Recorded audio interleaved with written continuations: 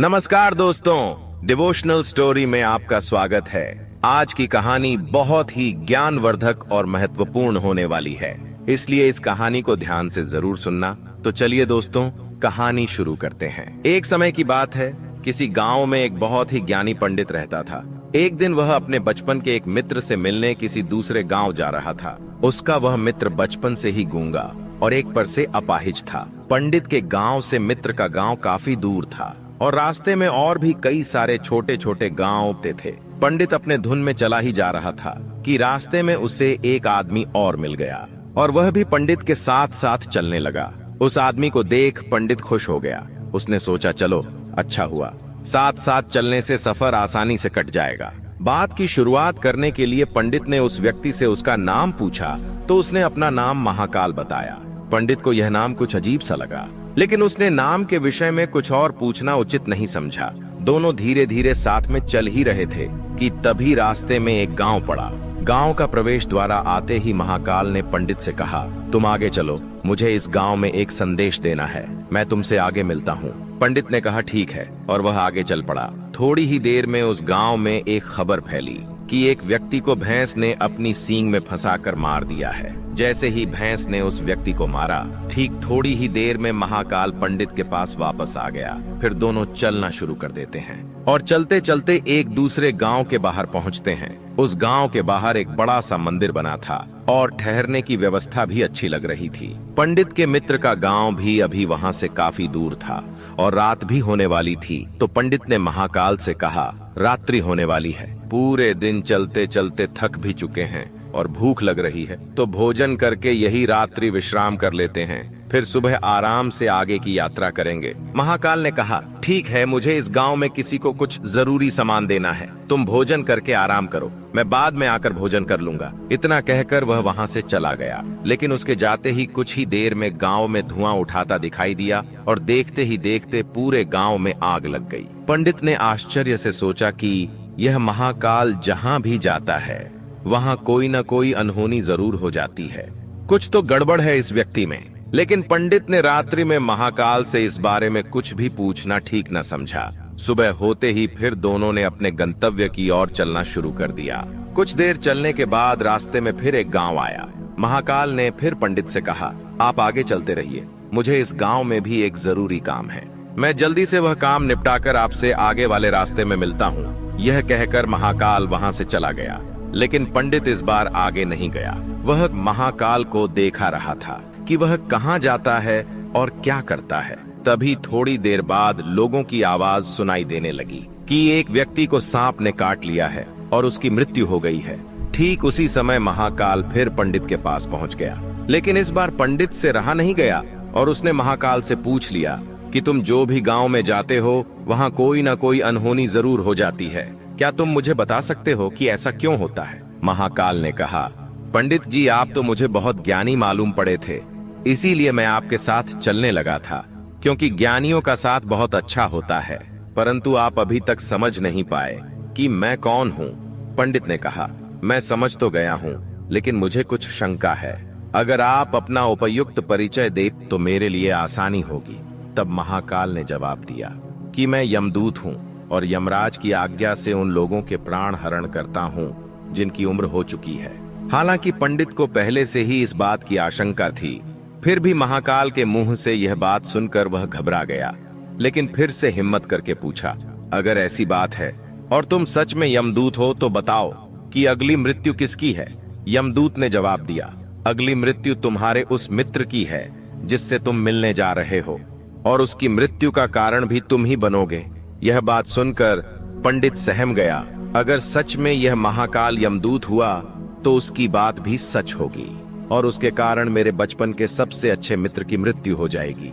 तो सबसे अच्छा तो यही होगा कि मैं अपने मित्र से मिलने ही ना जाऊं, कम से कम मैं उसकी मृत्यु का कारण तो नहीं बनूंगा। महाकाल ने मुस्कुराते हुए कहा, तुम जो सोच रहे हो वह सब मुझे पता है, मगर तुम्हारे अपने मित्र से मिलने न जाने से नियति नहीं बदल जाएगी। तुम्हारे मित्र की मृत्यु तो निश्चित है। महाकाल के मुंह से ऐसी बातें सुनकर पंडित को झटका लगा, क्योंकि महाकाल ने पंडित के मन की बातें पढ़ ली थीं, जो कि एक सामान्य व्यक्ति के लिए संभव नहीं है। अब पंडित को विश्वास हो गया कि यह महाकाल सचमुच में यमदूत ही है। जब पंडित को यह पूर्ण विश्वास हो गया कि महाकाल ही यमदूत है तो वह घबरा गया। वह अपने मित्र की मृत्यु का कारण नहीं बनना चाहता था, इसीलिए वह पलटकर अपने गांव की तरफ वापस आने लगा। लेकिन जैसे ही पंडित वापस जाने के लिए मुड़ा, उसने देखा कि उसका मित्र तेजी से उसकी तरफ चला आ रहा है, जो कि पंडित को देखकर अत्यंत प्रसन्न दिखाई पड़ रहा था। अपने मित्र के आने की गति को देखकर पंडित को ऐसा लगा कि जैसे उसका मित्र काफी देर से उसका ही पीछा कर रहा है। लेकिन वह बचपन से ही गूंगा था और एक पैर से लंगड़ा भी था, इसीलिए ना तो वह पंडित को आवाज देकर रोक पा रहा था और ना ही उस तक पहुंच पा रहा था। लेकिन जैसे ही पंडित के पास पहुंचा, अचानक ही जमीन पर गिर पड़ा और उसकी मृत्यु हो गई। महाकाल पंडित की ओर देखने लगा, जैसे कि वह पूछना चाह रहा हो कि आखिर क्या हुआ। महाकाल पंडित के मन में उठ रहे प्रश्नों को समझ गया और बोला, तुम्हारे मित्र ने पिछले गांव में ही तुम्हें देख लिया था और वहीं से ही तुम्हारा पीछा कर रहा था, लेकिन गूंगा और लंगड़ा होने की वजह से वह तुम तक नहीं पहुंच पाया।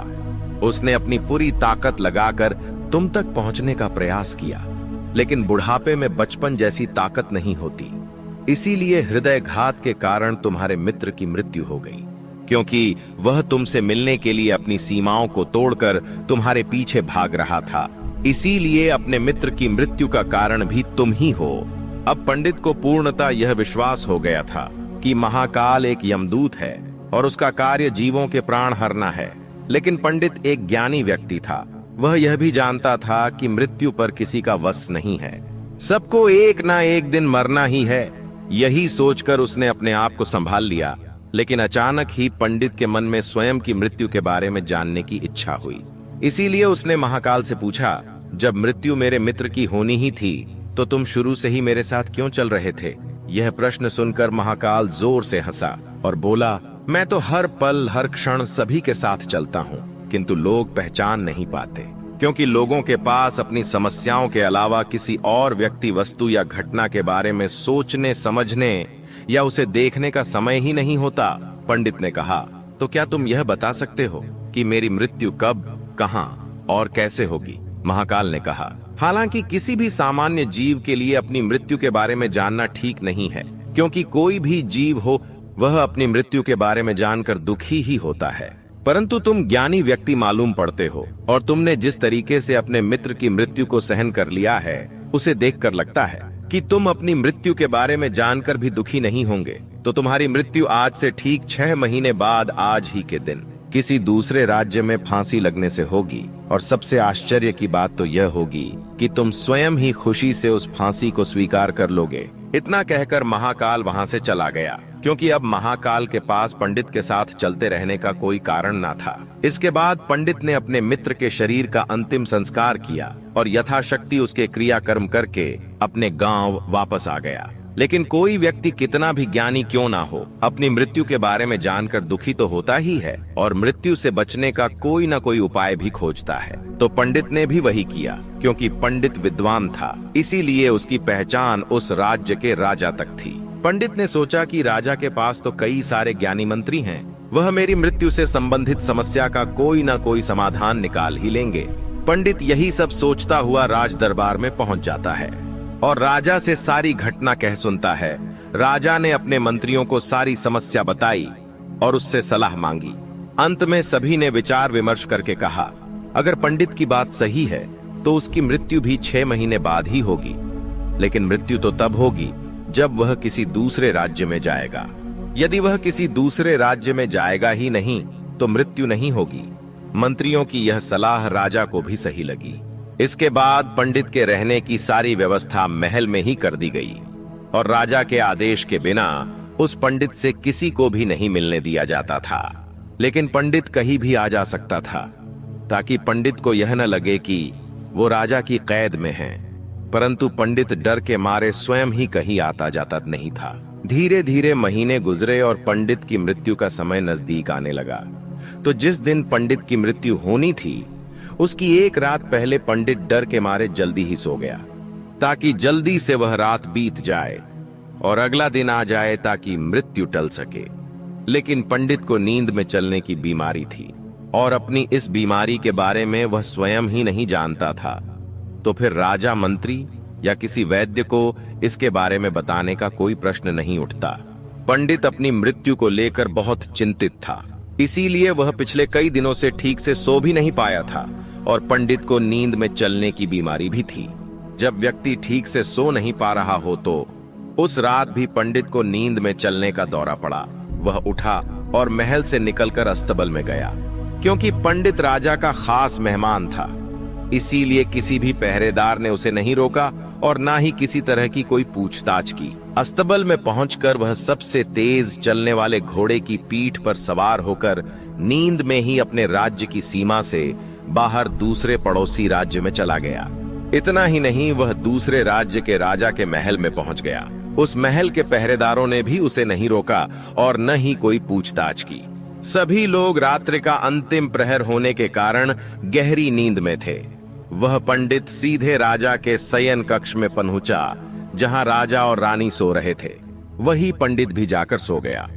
सुबह हुई तो राजा ने पंडित को रानी के बगल में सोया हुआ देखा तो वह बहुत क्रोधित हो गया। राजा ने पंडित को कैद करने का आदेश दे दिया। पंडित गिरफ्तार हो गया, लेकिन पंडित तो आश्चर्य था।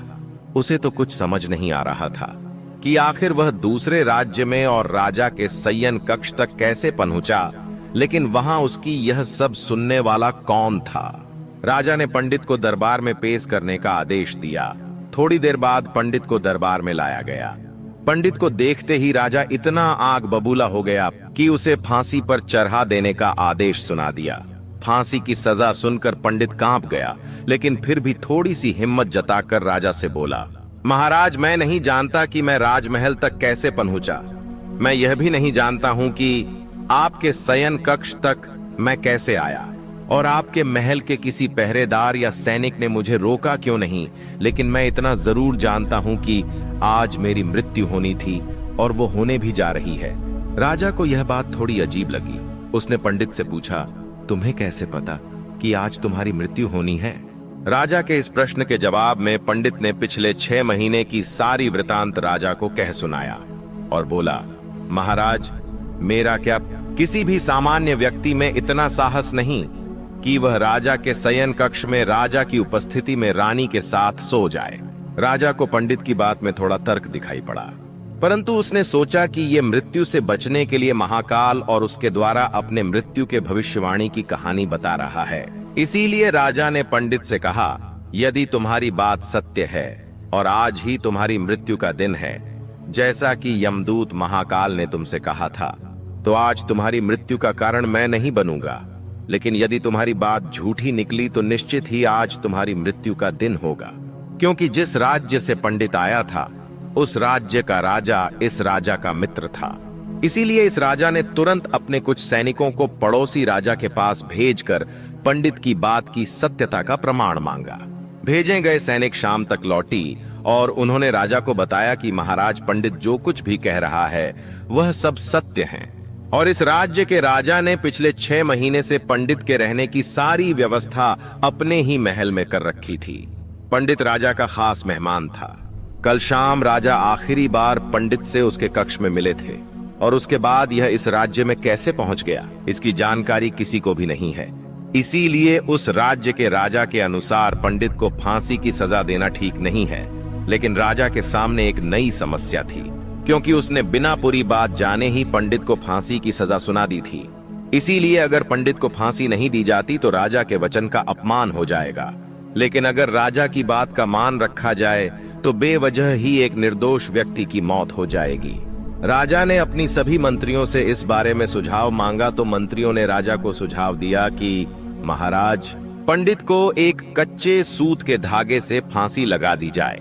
इससे आपके कथन का भी मान रह जाएगा और कच्चे सूत के धागे से पंडित को फांसी भी नहीं लगेगी और उसके प्राण भी बच जाएंगे। राजा को मंत्रियों का यह सुझाव पसंद आया और उसने ऐसा ही करने का आदेश दे दिया। पंडित के लिए कच्चे सूत के धागे से फांसी का फंदा बनाया गया और नियम के अनुसार पंडित को फांसी पर चढ़ाया जाने लगा। सभी लोग बहुत खुश थे कि ना तो पंडित मरेगा और ना ही राजा का वचन खाली जाएगा। पंडित को भी पूर्ण विश्वास था कि सूत के धागे से तो उसकी मृत्यु हो ही नहीं सकती। इसीलिए वह भी खुशी खुशी फांसी पर चढ़ने के लिए तैयार हो गया। जैसा कि महाकाल ने भविष्यवाणी की थी कि तुम खुद ही अपनी फांसी को स्वीकार करोगे, लेकिन जैसे ही पंडित को फांसी दी गई, सूत का धागा तो टूट गया, लेकिन टूटने से पहले उसने अपना काम कर दिया था। पंडित के गले की एक नस सूत के धागे के झटके से कट चुकी थी और पंडित जमीन पर पड़ा तड़प रहा था। हर धड़कन के साथ उसके गले से खून की फुहार निकल रही थी और देखते ही देखते पंडित का शरीर पूरी तरह से शांत हो गया। सभी लोग आश्चर्यचकित थे और पंडित को मरता हुआ देख रहे थे। किसी को विश्वास नहीं हो रहा था कि कच्चे सूत के धागे से भी किसी इंसान की मृत्यु हो सकती है, लेकिन घटना तो घट चुकी थी। नियति ने अपना काम कर दिया था और महाकाल की भविष्यवाणी सच हो चुकी थी। श्रीमद् भागवत गीता में भगवान श्री कृष्ण ने कहा है, जो होना होता है वह होकर ही रहता है। हम चाहे कितनी ही सावधानी बरतें, कितना ही उपाय कर लें, लेकिन घटना और घटना की पूरी प्रणाली पहले से ही तय होती है, जिसे हम थोड़ा सा भी इधर उधर नहीं कर सकते। दोस्तों, शायद इसीलिए ईश्वर ने हमें एक भविष्य जानने की क्षमता नहीं दी है, ताकि हम अपने जीवन को ज्यादा बेहतर तरीके से जी सके। और यही बात उस पंडित पर भी लागू होती है।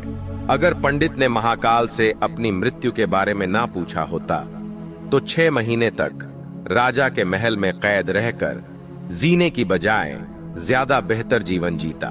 दोस्तों, मुझे उम्मीद है कि यह कहानी आपको जरूर पसंद आई होगी, तो वीडियो को लाइक और चैनल को सब्सक्राइब जरूर करें। हम आपसे मिलते हैं फिर एक नए वीडियो के साथ। तब तक अपना ध्यान रखें। जय माता दी।